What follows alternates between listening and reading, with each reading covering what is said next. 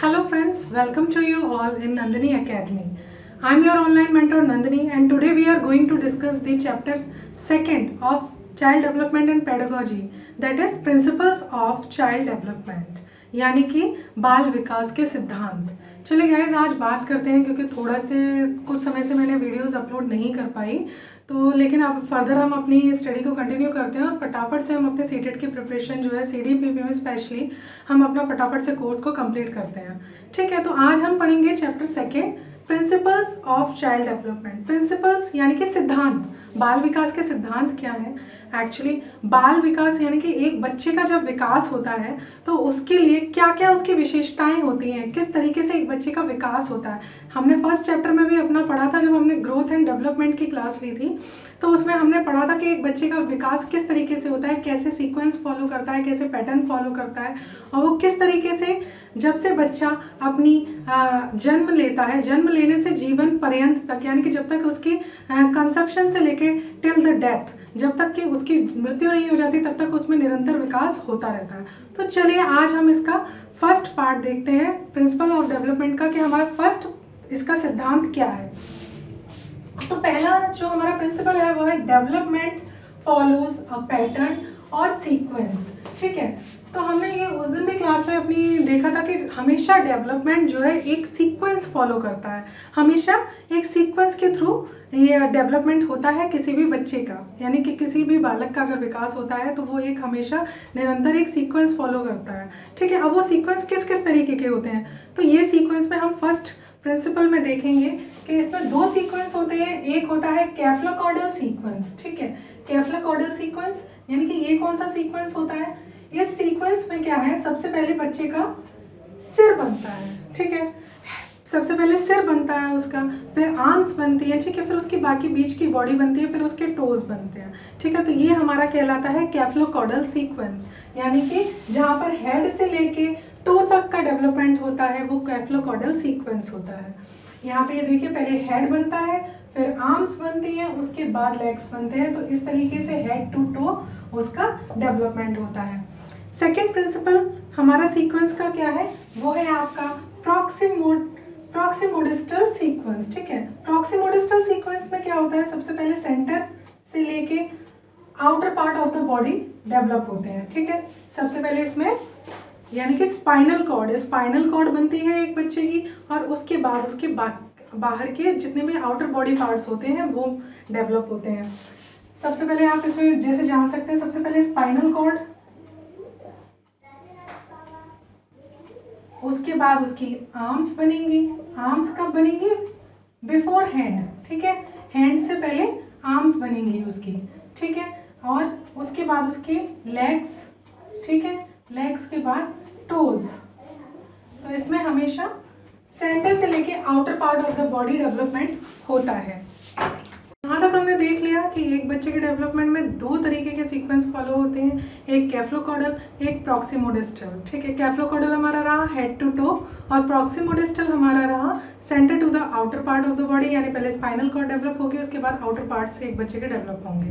ठीक है, हम अपना अब नेक्स्ट वाला डेवलपमेंट प्रिंसिपल देखते हैं कि नेक्स्ट डेवलपमेंट प्रिंसिपल है हमारा डेवलपमेंट इन्वॉल्व्स चेंजेस, यानी कि एक डेवलपमेंट में हमेशा एक बच्चे के डेवलपमेंट में हमेशा चेंजेस इन्वॉल्व रहते हैं, यानी निरंतर उसमें चेंजेस आते रहते हैं। किस तरीके के चेंजेस आते हैं, चेंजेस में रहा आपका साइज एंड प्रपोर्शन। ठीक है, एक बच्चे के साइज और प्रपोर्शन में हमेशा चेंज आते रहते हैं, उसकी हाइट से लेके, उसकी बॉडी से लेके, उसके वेट से लेके, उसके अलावा उसका मेंटल डेवलपमेंट होता रहता है, टाइम टू टाइम उसका मेंटल डेवलपमेंट चेंजेस होते हैं। उसमें मोटर स्किल्स यानी कि उसका वॉकिंग, रनिंग, जॉगिंग, ये सारी चीज़ें जो भी है, पेंटिंग, ठीक है, ये सारी चीज़ें उसकी मोटर डेवलपमेंट में आ जाती हैं। बाकी बिहेवियरल स्किल्स, ठीक है, टाइम टू टाइम उसका बिहेवियर चेंज होता है अपनी आसपास की सिचुएशंस को देख के, सोशल एनवायरनमेंट को देख के, साइकोलॉजिकल एनवायरनमेंट को देख के, तो ये सारे चेंजेस उसमें इन्वॉल्व होते हैं।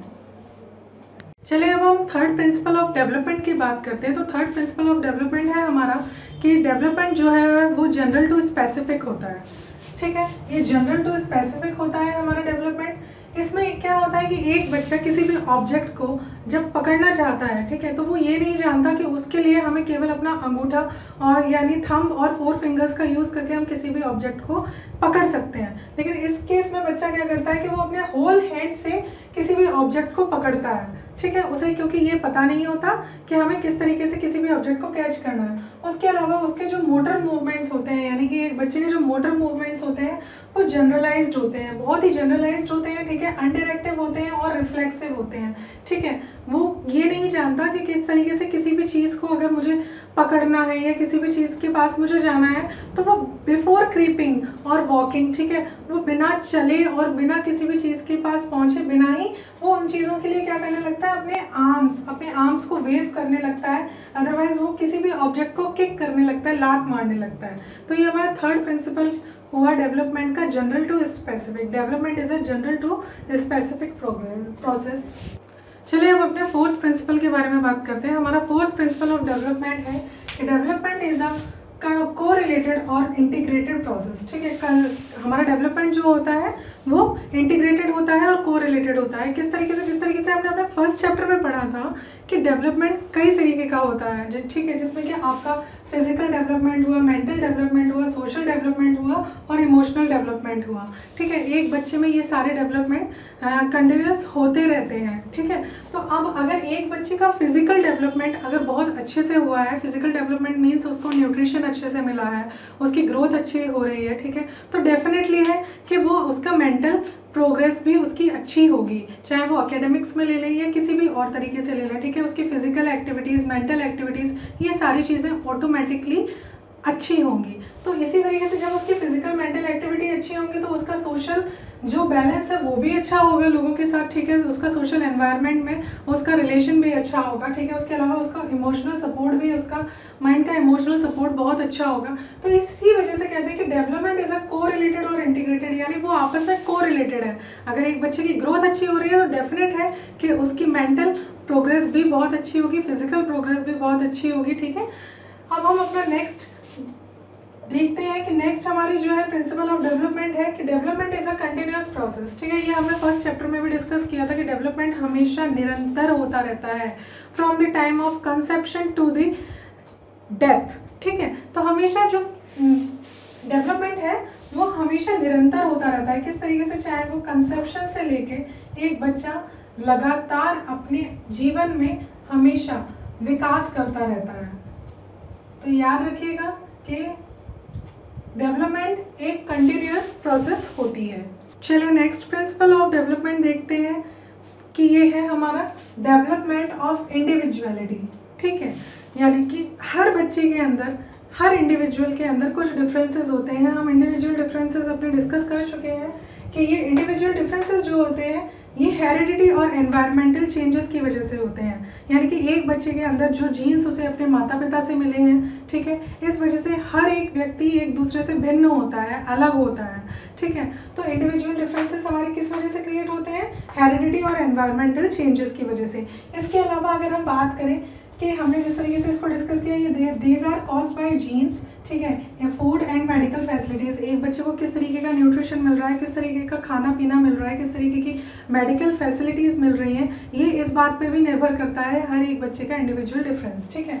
उसके अलावा साइकोलॉजिकल कंडीशंस, ठीक है। अगर एक बच्चे के घर का एनवायरनमेंट बहुत ही अच्छा है, ठीक है, तो डेफिनेट है कि उसकी ग्रोथ जो है वो भी अच्छी होनी है, उसका डेवलपमेंट जो है वो भी अच्छा होना है, फिजिकल मेंटल डेवलपमेंट उसका बहुत ही अच्छे से होगा, ठीक है। उसके अलावा लर्निंग अपॉर्चुनिटीज़, अगर एक बच्चे को लर्निंग अपॉर्चुनिटीज़ बहुत अच्छी मिलती हैं, ठीक है, अगर घर का एनवायरनमेंट ही उसका शुरू से, उसके माता पिता, ठीक है, या फिर उसके आसपास का एनवायरनमेंट ही शुरू से इस तरीके का है कि वहाँ पे उसे हर चीज़ सीखने के लिए मिल रही है, तो वो डेफिनेटली हर फील्ड में बहुत ही अच्छा परफॉर्म करेगा।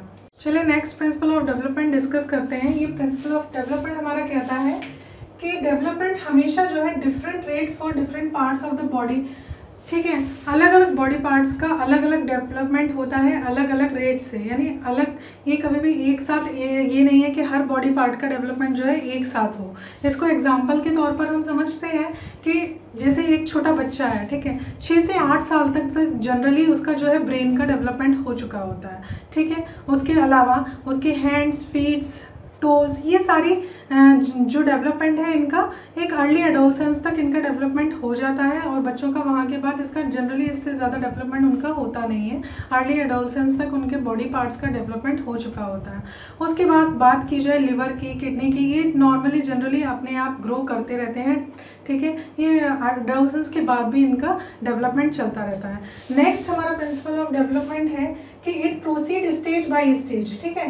तो ये स्टेज बाय स्टेज किस तरीके से होता है, हर स्टेज में, यानी कि चाहे हम चाइल्डहुड ले लें, एडोलसेंस ले लें, मैच्योरिटी लेवल, मैच्योरिटी स्टेज ले लें, हर स्टेज पे इनका अपने आप जो है ये प्रोसीड करता रहता है, यानी डेवलपमेंट होता रहता है उनका, मानसिक और शारीरिक यानी कि फिजिकल और मेंटल जो है डेवलपमेंट वो उनका होता रहता है।